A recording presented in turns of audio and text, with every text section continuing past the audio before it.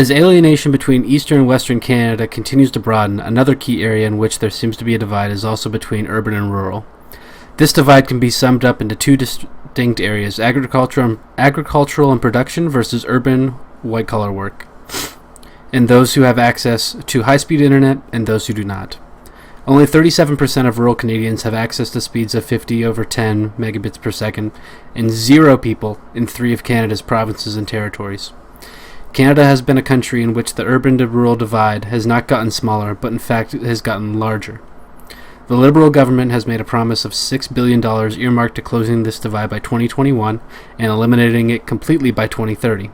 Today I'm going to look at how likely that is to happen and what the positive and negative consequences for that might be. But before we get to that, I would like you to please subscribe to my channel for daily videos and make sure to hit the notification bell for new uploads. My social media links will be in the description. Now let's get on to the next part of the video. So the first article I wanted to bring up here, this is a new one brought to us by Policy Options.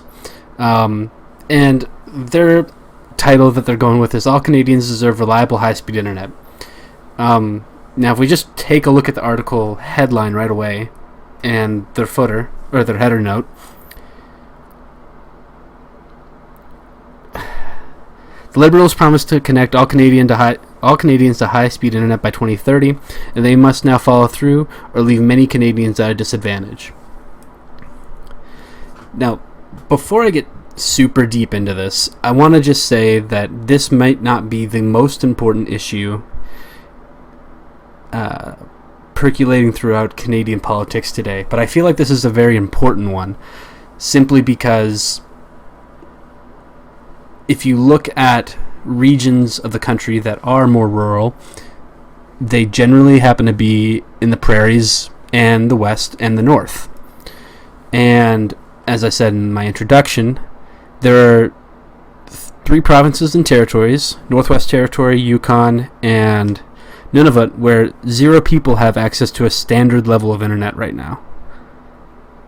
And that's just unacceptable in 2019. Now, part of me is a little bit torn because I don't believe that the government should be taking taxpayer dollars in order to do this, but I do think that this might actually be one of those cases where I am okay with it, simply because it leaves many communities and many people at such a disadvantage without it. I know locally here there are just, if you don't live in town, you have crap internet, and that's just not acceptable. So yeah, let's just get into this article here and see what they have to say. So 63% of rural households do not have access to speeds that are considered standard: 50 megabits per second download speed and 10% megabits per second upload speed, according to the CRTC. Yeah, and then there it is. 0 households in 3 territories, Yukon, Northwest, and Nunavut, have consistent access to those speeds. Now, they're going to go on to say here that there's not very good cell signal on major roads or highways in rural areas. I can I can attest to that. I live in relatively rural Manitoba. I think most of Manitoba, other than Winnipeg, is, if you really think about it. And in the winter, that can kill you. Like, around here, that can literally kill you. I know that there was, I think, 2 people last year that had either severe medical issues or died because they didn't have cell service. The lack of high-speed internet in rural areas discourages young people from pursuing careers in agriculture, and it encourages them to move away from their home communities. Youth are in a difficult position of choosing between staying in their communities or moving to a more populous town or city. However, if they stay, they may not have the same opportunities to engage in online studies or work. This is so true. Like, one of the reasons why I really wanted to move from Manitoba when I did is because we had no access to anything.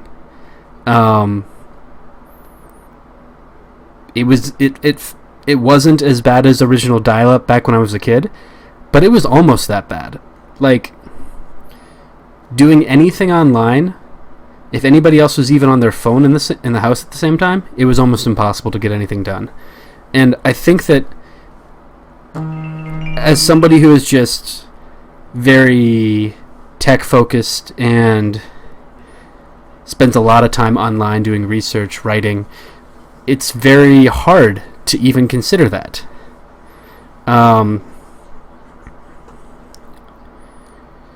So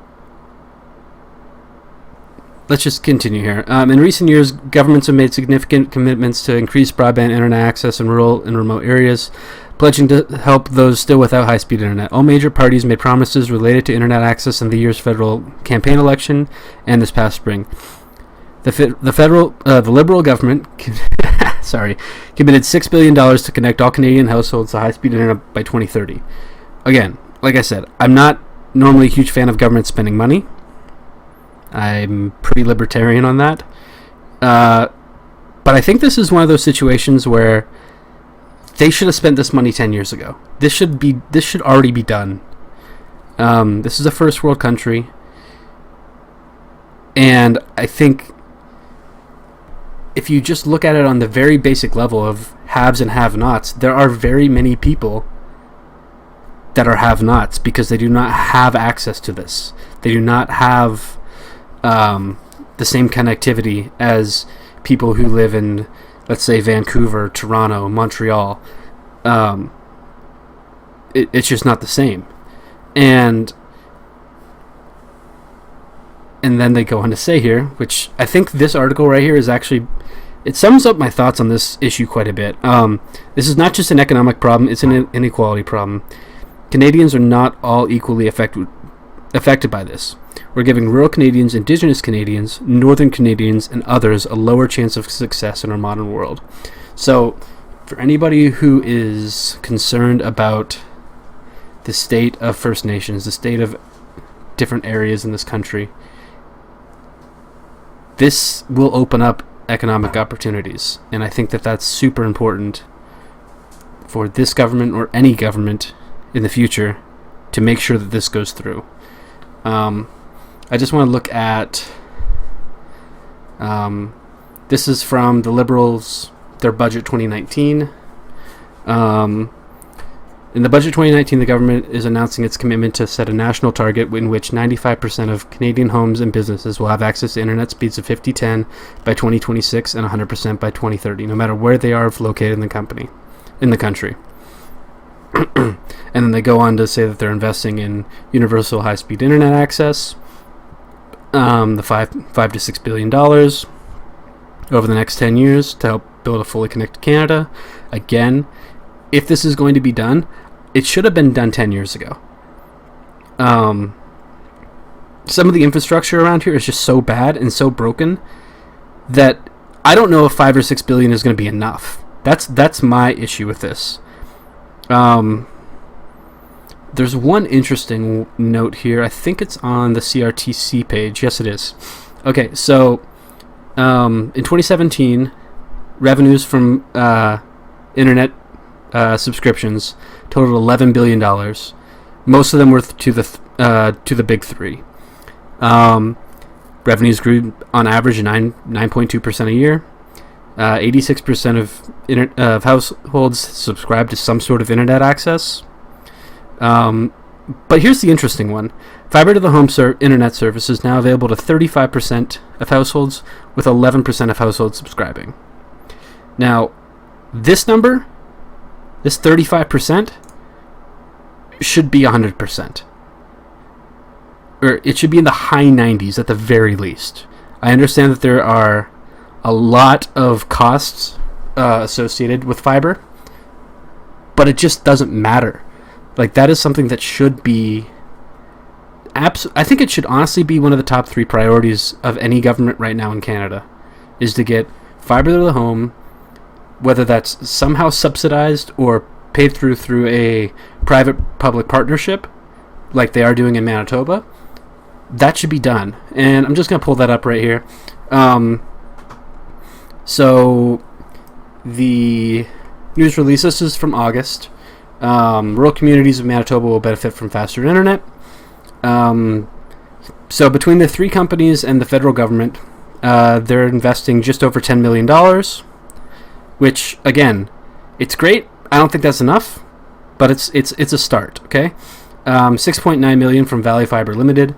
It's a newer company, I think. I haven't actually heard of them before. I think they're out of Winkler, maybe. And they're just starting to build. And then it lists a bunch of communities which are relatively small, including Broken Head, Ojibwe, Bothwell, Otterburn, where there's a university. Like, again, I don't know how some of these students even are able to communicate. And I think, again, I don't normally agree with most liberal politicians, but I think this quote here is actually super right on the head. Broadband internet service is key for the prosperity of rural Canadian communities. This project will allow for residents to be better connected to friends, family, school, and businesses, as well as have better access to online services and tools. By providing better broadband connections, we are increasing the potential for economic growth and diversification and enhancing the quality of life in First Nation and rural communities. Bernadette Jordan, Minister of Rural Economic Development. And I think I'm just going to end the video right there. I want to thank anybody who decided to watch through the whole thing. Thank you. And if you liked my content, I hope to have my cam up here in the next couple days. I will be planning on doing daily videos. Until next time, have a great day. Goodbye, guys.